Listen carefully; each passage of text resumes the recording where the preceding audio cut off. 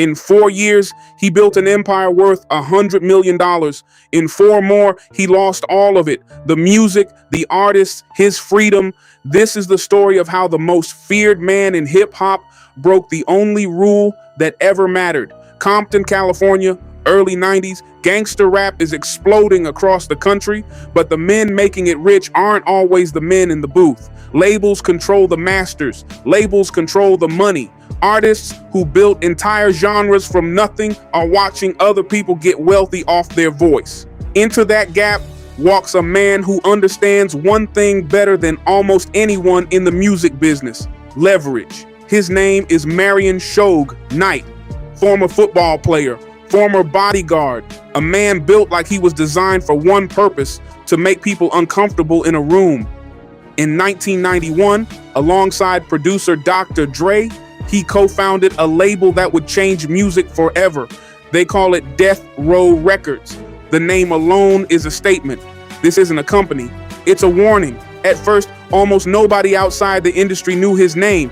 He stays in the background. Dre's the genius, Dre's the face. Snoop Dogg is the new voice everyone can't stop talking about. Suge lets the talent take the spotlight because spotlights make targets and targets get challenged. As Robert Greene says in the 48 Laws of Power, never outshine the master. Stay in the shadow long enough, build your leverage quietly, and people stop watching you closely enough to see what you're really building.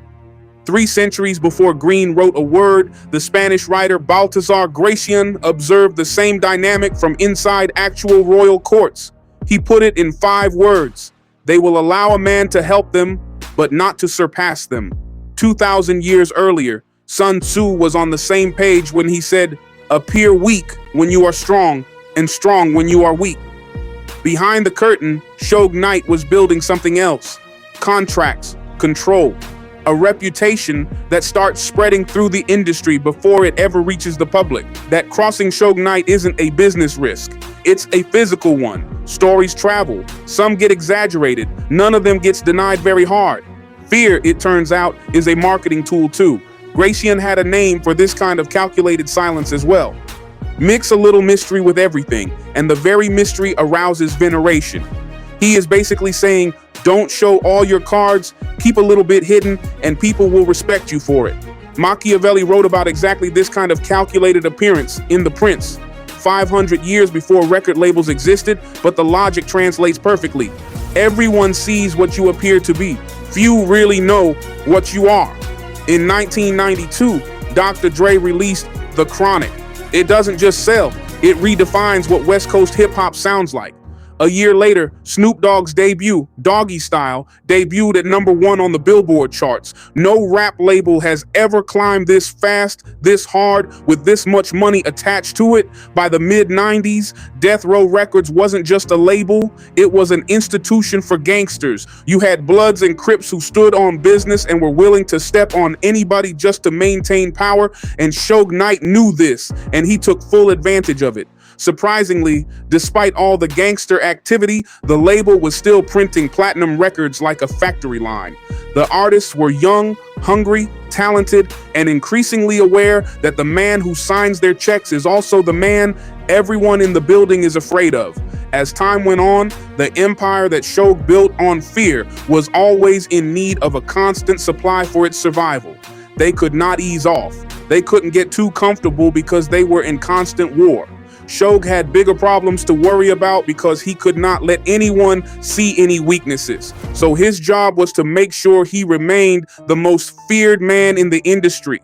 Because the moment people stop being afraid is the moment they start asking questions.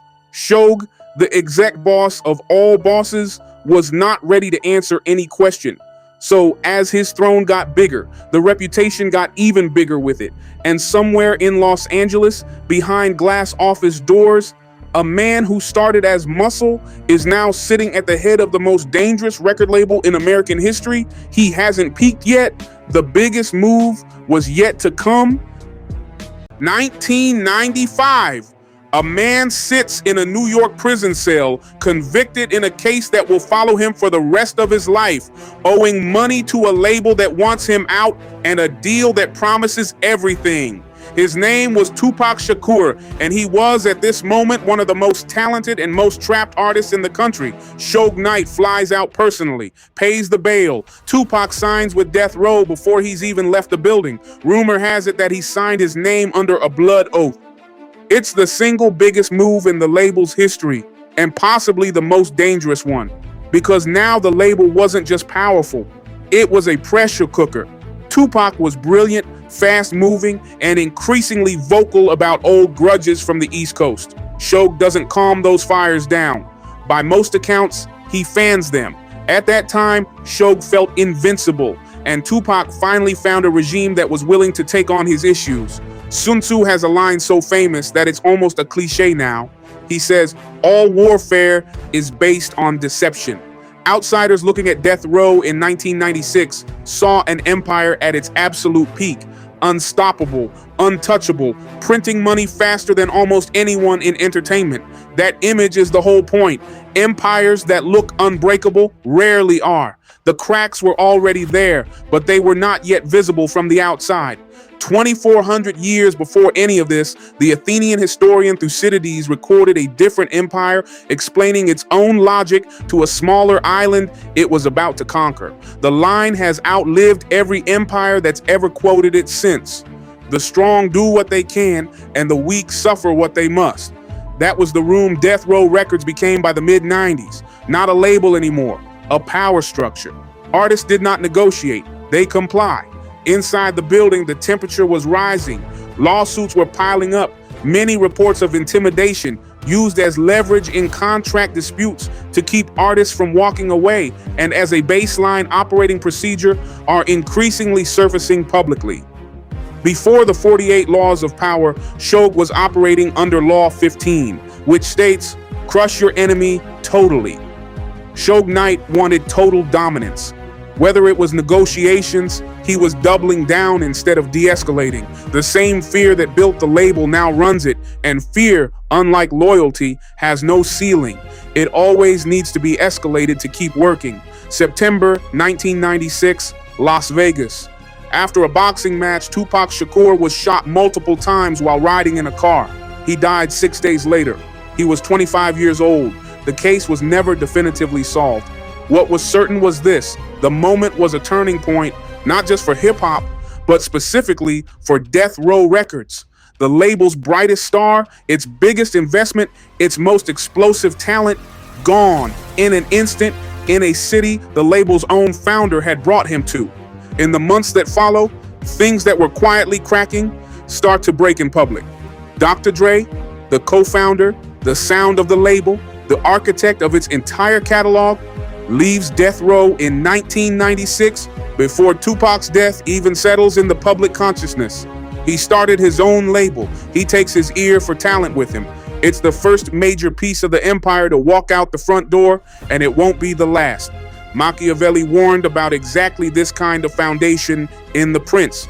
Forced to choose between being loved and being feared, he wrote, "It is far better to be feared than loved if you cannot be both." Suge built an entire company on that half of the idea.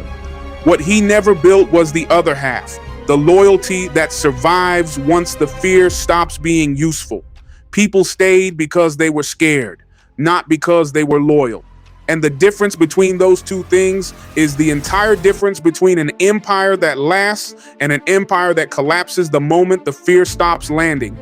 By the late 90s, that was exactly what was happening. Snoop Dogg leaves, other acts follow, lawsuits multiply, the IRS gets involved over unpaid taxes.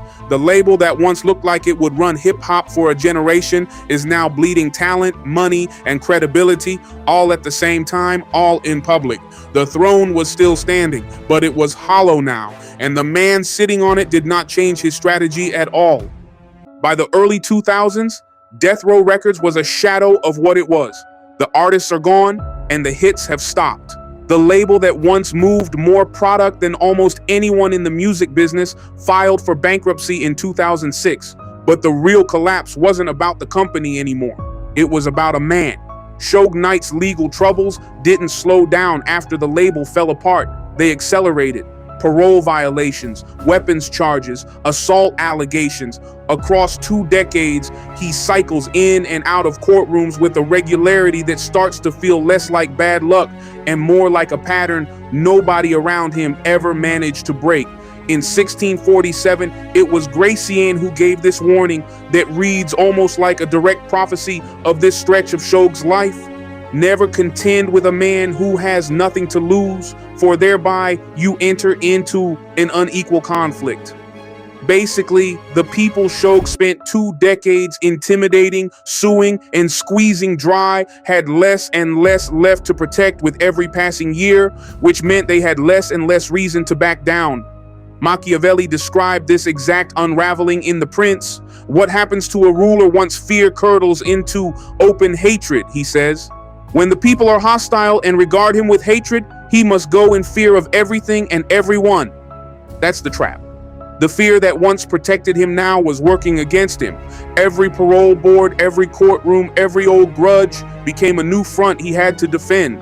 The 48 Laws of Power has a final law that might be the cruelest one of all in hindsight. Law 48, assume formlessness. Green's core idea is that rigid strategies eventually get studied, predicted, and beaten. Survival belongs to whoever keeps adapting. Suge never did. The tactics that built death row in 1992, fear first, intimidation as currency, dominance over relationships, are the same tactics still being run 20 years later. The industry changed, the artists changed, the entire culture around hip-hop changed. The strategy never did. In 2014, Suge Knight was involved in a hit-and-run incident in Compton that left 1 man dead. In 2018, he pleaded no contest to voluntary manslaughter and was sentenced to 28 years in prison. The empire and the men who once redefined an entire genre of American music would end up behind bars. Now, let's look at the full arc, from start to finish, and the irony is almost too clean to be real. A man builds the most powerful record label in hip-hop history using fear as its foundation. Fear gets him the artists. Fear gets him the leverage. Fear then got him $100 million and a seat at the absolute top of an entire industry. Sadly, it was the same fear that hollowed the whole structure out from the inside, because nothing built only on fear has anything left to hold it together once the fear stops working. No loyalty bank to draw from, no goodwill, just leverage. And leverage runs out the second somebody stops being afraid to challenge it, especially somebody with nothing left to lose. But Sun Tzu offered the alternative, the path not taken, in a single line. If you know the enemy and know yourself, you need not fear the result of 100 battles. Suge knew his enemies. He never seemed to know himself, never saw the moment his greatest weapon turned into his greatest liability. 5 voices, 2,500 years apart. 1 empire, law 1, never outshine the master. And Gracian's version of the same idea, they will allow a man to help them, but not to surpass them. Suge understood this early, staying hidden long enough to consolidate real power. All warfare is based on deception.